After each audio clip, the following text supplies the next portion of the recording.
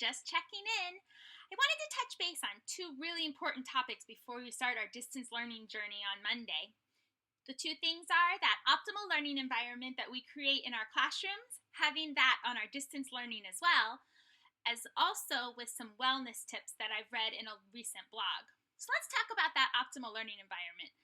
Make sure that you're setting up the positive character development that we have in our schools in your virtual classroom as well. Setting those expectations, providing guidance and norms for our students will help them transition to this new online learning. Also, that physical environment that's behind you, make it welcoming for your students. Do you have motivational posters? Do you have a chalkboard or a whiteboard to write on? Make sure you have the same types of resources that you would need in the classroom around you in your work environment at home. Will you need chart paper? Make sure it's all readily accessible so that you are ready to go first thing Monday morning. Now let's talk about your wellness. I was reading on The Greater Good that's put out by Berkeley that there's 4 big tips that we should think about when we're doing this new distance learning and this social distancing. The first one, move. It is so important to have some physical activity. You are going to be sitting at your computer a lot in these upcoming weeks. So take some time each day to get up and take a walk, do a couple jumping jacks, or just walk around your house pacing while you're on the phone.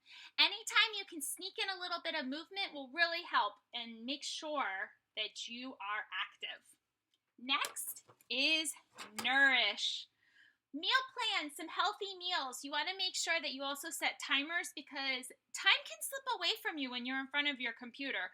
So if you need to set a timer for lunch, snacks, make sure you're drinking lots of water.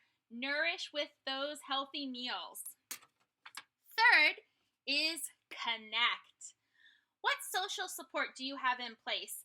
Set up times to eat lunch with your peers. You're used to having them. You're used to having collaborative plannings in person. So set up some social times. Maybe it's to have coffee so that you can talk about what your lesson plan looks like.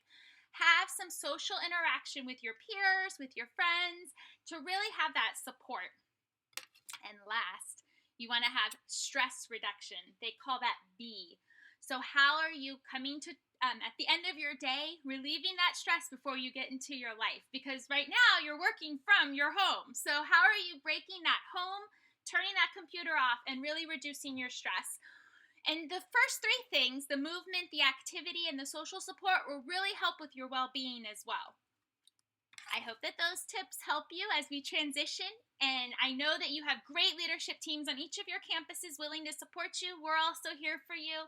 Please let us know what we can do, and good luck!